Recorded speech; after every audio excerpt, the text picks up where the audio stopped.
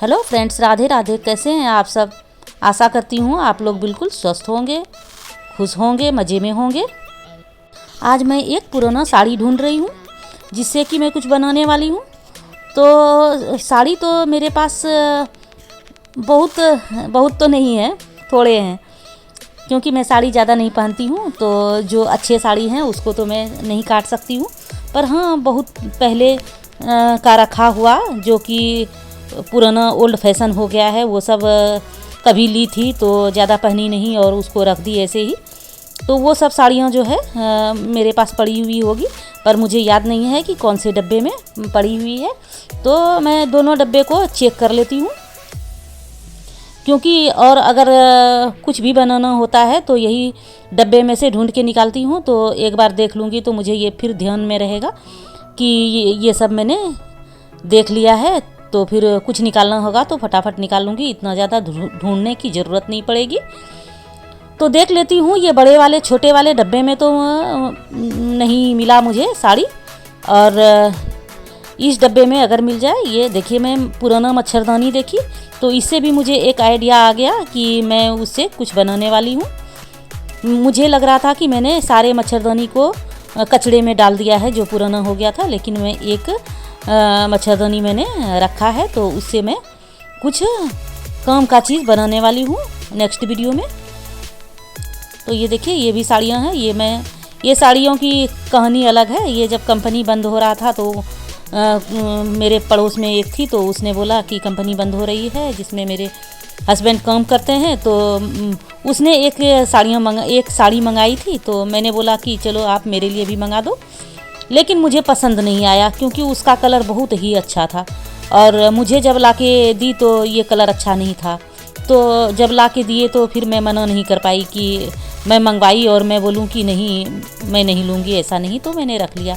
तब से आज तक वो साड़ी पड़ा हुआ ही है। मैं सोच रही हूँ कि क्या उस साड़ी से क्या बनाऊँ। अच्छी साड़ी है, वर्क किया हुआ है, कभी कुछ ना कुछ तो बना ही डालूँगी। तो ये सारे कपड़े मैंने वॉश कर लिए हैं। अब इसमें भी बहुत सारे कपड़े हैं जो कि मैं नेक्स्ट वीडियो सब में मैं आपको शेयर करते रहूँगी कि मैंने क्या बनाया। मैं कुछ ना कुछ घर में बनाते ही रहती हूँ, कभी वो कुछ ना कुछ ऐसे बनाते ही रहती हूँ। तो ये मुझे अब साड़ी मिल गई है, तो अब इसके जहाँ पर जगह है उसको मैं रख देती हूँ। जो कुछ कपड़े वपड़े होते हैं तो मैं इन दोनों डब्बों में ही डाल देती हूँ, और एक पोटली है जिसमें छोटे छोटे टुकड़े भी रखते हैं। आइडिया तो बहुत सारा आता है कि ये बनाऊँ, पर ज़्यादा टाइम नहीं मिल पाता है, तो थोड़े थोड़े करके फिर भी मैं बना देती हूँ। तो अपने अपने जगह पे दोनों डब्बों को मैंने रख दिया है, और अब शुरू करूँगी मैं कटिंग, और ये कटिंग होगी गाउन की। तो ये देखिए साड़ी, ये साड़ी जो है मैंने इसके पहले भी इससे थोड़े कुछ काट के एक टॉप मैंने बनाया था, तो इतना साड़ी बचा हुआ था, तो ये इतना में एक गाउन बन जाएगा। तो जितना कटिंग किया हुआ था टुकड़े टुकड़े में, उसको मैंने कटिंग करके हटा दिया है, और ये लाइन को अब मैं इस तरह से सीधी करके, और अब पहले मैं शुरू करूँगी नीचे वाले पार्ट जो होते हैं गाउन के, उसकी मैं पहले कटिंग कर लूँगी, क्योंकि जो भी बचे हुए कपड़े रहेंगे पल्लू के भी रहेंगे तो चलेगा, तो ऊपर का मैं उससे बना लूँगी। और मुझे गाउन जो है वो स्लीवलेस बनाना है, तो नीचे का अगर कपड़ा कम पड़ जाए तो फिर दिक्कत वाली बात हो जाएगी।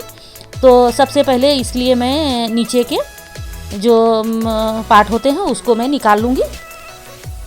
तो इसके लिए मैं माप लगा ले रही हूँ, और मैं अब इसको डबल फोल्ड करके और बस कटिंग करना शुरू कर देती हूँ। तो ऐसे ही सारा दिन मेरा निकलता है। कभी घर का काम करती हूँ, झाड़ू पोता और खाना जो भी है सब कुछ करती रहती हूँ, और ये सिलाई का जो भी काम होता है खुद का भी और दूसरों का भी, जो कोई आते हैं सिलवाने के लिए तो उसका भी सिलती रहती हूँ। इसलिए सारा टाइम जो है मैं काम में लगी हुई रहती हूँ। अगर आप जानना चाहते हैं कि गाउन की कटिंग और स्टिचिंग कैसे की गई है, इसकी माप क्या है, इसकी साइज़ क्या है, तो इन सारी चीज़ों की जानकारी के लिए जल्दी ही आपको डिस्क्रिप्शन में इसका लिंक मिल जाएगा, वहाँ से आप उसे देख सकते हैं।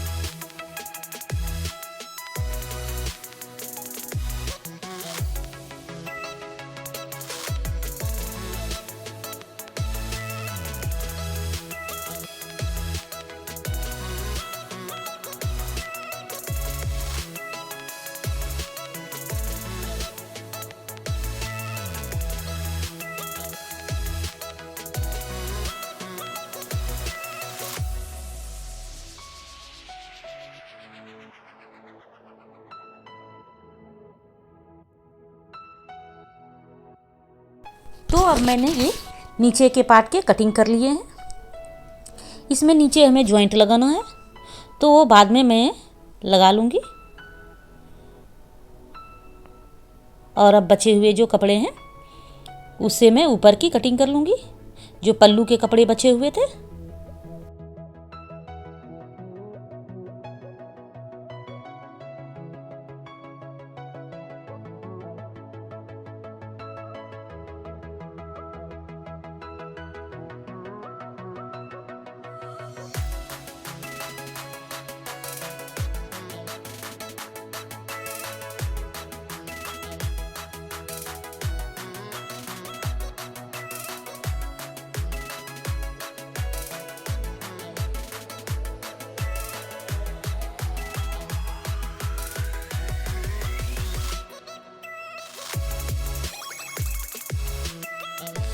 अब मैं ऊपर के पार्ट की कटिंग कर लूँगी, उसके बाद दोनों को फिर जॉइंट करूँगी। ये साड़ी जो है वो हल्की साड़ी थी, तो मैंने सोचा इसको अगर बना लेती हूँ तो पहनने में अच्छा होगा, हल्का हल्का सा लगेगा और कुछ अलग लुक लगेगा। तो इसके लिए मेरे दिमाग में 2-3 दिन पहले से ही चल रहा था कि कुछ अलग पहनने का भी मन होता है, कि कुछ अलग पहनूं। सलवार सूट ऐसे पहनते पहनते बोर हो जाते हैं लोग, एक ही चीज़ पहनते पहनते, तो कुछ अलग पहनने की इच्छा होती है। तो मैं सोच रही थी कि मैं कुछ बनाऊं, कुछ अलग बनाऊं तो पहनूं। तो आज ये मेरा गाउन कंप्लीट हो जाएगा।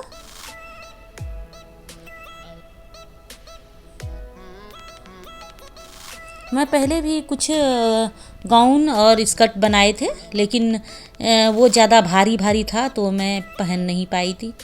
वो भी कपड़ा मैं सस्ते में ही किलो के भाव में जो कपड़े मिलते हैं वहीं से मैं लेके आई थी। तो चलिए अब मैं मशीन पे बैठ गई हूँ सिलने के लिए।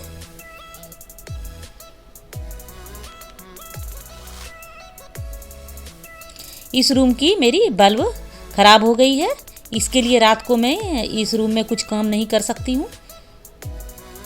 जब सूर्य की रोशनी आती है तो मैं काम कर लेती हूँ, और फिर जब थोड़ा अंधेरा होता है तो फिर मैं काम नहीं कर पाती हूँ। आपने कमेंट में पूछा है कि आपकी मशीन कौन सी है, तो मेरी मशीन गेनको की है। इस मशीन का नाम और मॉडल नंबर जो है वो मैं डिस्क्रिप्शन में डाल दूँगी, आप वहाँ से देख सकते हैं। मशीन अच्छी है और अभी तक तो मेरे 4-5 साल हो गए हैं, बहुत अच्छी चल रही है। एक्चुअली मैं जब लेने के लिए गई थी तो मुझे खुद पता नहीं था कि मैं कौन सा मशीन लूँ।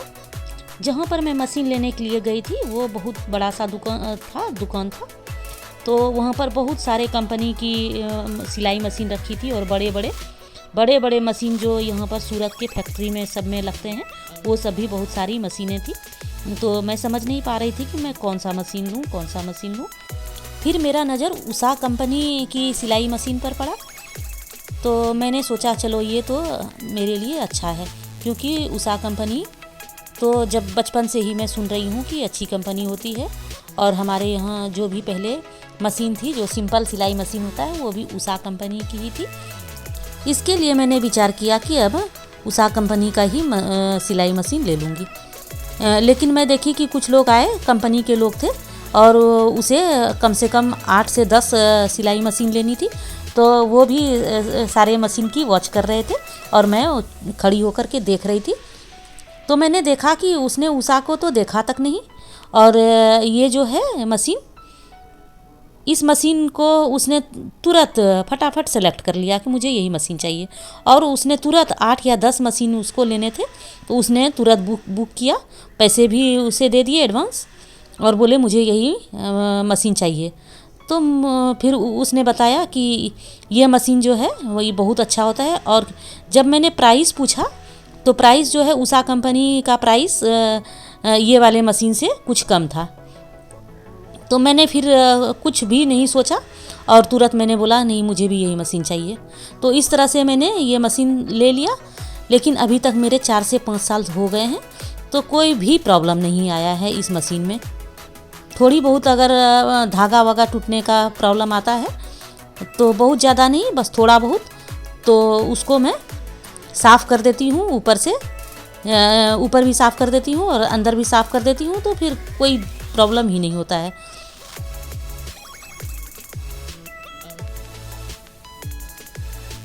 जब मैंने ये शुरुआत में मशीन यूज़ करना शुरू किया था, तो उसके बाद मैंने लगभग 4 से 6 महीने चलाए। उसके बाद धागा टूटने का बहुत ज़्यादा प्रॉब्लम आने लगा। तो उस समय तो मुझे इस मशीन का कोई आइडिया ही नहीं था। तो मैं क्या करती, मैं तो सोची कि अब जो है मैं बेकार का ये मशीन ले ली।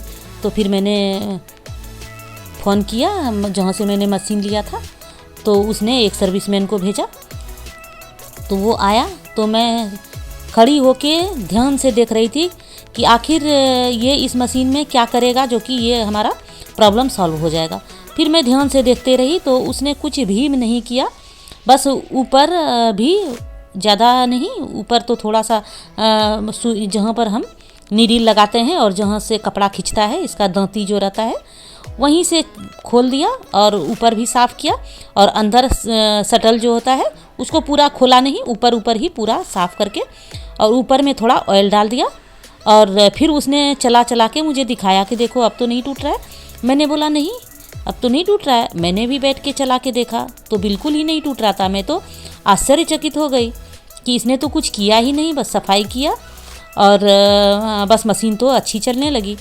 तो तब से मैं समझ गई कि इस मशीन में कुछ भी नहीं होने वाला है। बस बीच बीच में इसकी सफाई करते रहो तो आपको कोई भी प्रॉब्लम नहीं होगा। तो मैंने इस पर एक वीडियो भी अपलोड किया है कि अगर आपके मशीन में इस तरह से, ये देखिए बात बात में जो है ये मैंने वर्क कर दिया है। ऊन से ये मैंने वर्क किया, बॉबिन में अंदर में ऊन को डाल के और ऊपर से वर्क कर दिया, तो गले का डिज़ाइन अच्छा लगने लगा। तो मैं जो बात कर रही थी कि मैंने इस पर एक वीडियो भी अपलोड किया है कि आप अपने मशीन की समय समय पे सफाई करते रहें तो मशीन में कोई भी प्रॉब्लम नहीं आएगी। और सच में कोई भी प्रॉब्लम नहीं आ रही है, बहुत ही मस्त चल रही है।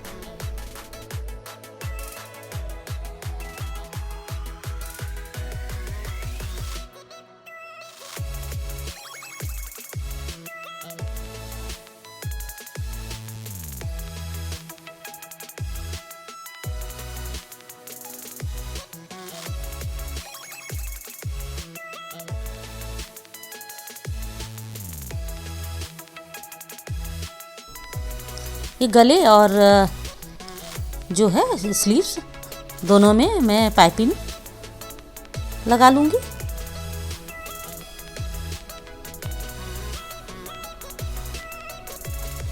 जब टक्स लगा लेते हैं तो आगे और पीछे, तो उससे फिटिंग अच्छी बैठती है। मैंने इसमें बेल्ट भी डाल दिया है ताकि जब आप कपड़ा पहने तो अपने हिसाब से लूज़ या टाइट कर सकते हैं।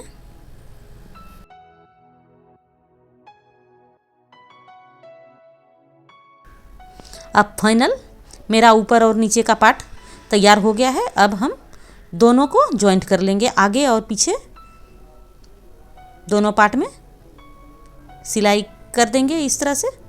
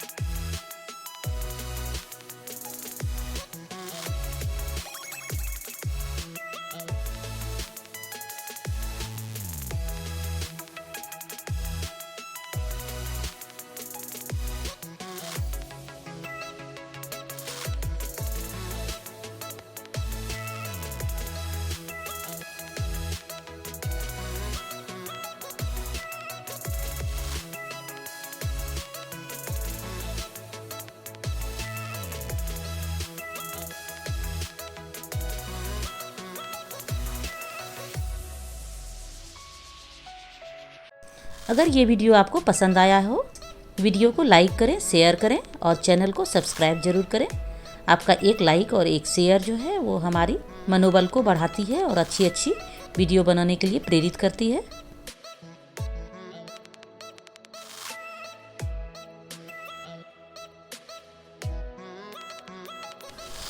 सबसे नीचे मैं मोड़ दे रही हूँ, 1-1 इंच सिलाई कर दी।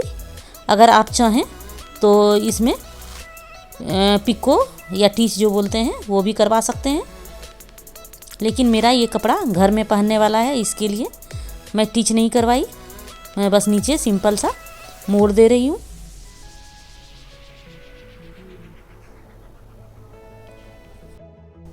वाह, मेरी गाउन तैयार हो गई है और मैं पहन के कितनी खुश हूँ, और होना भी चाहिए क्योंकि मैंने अपने हाथ से जो बनाया।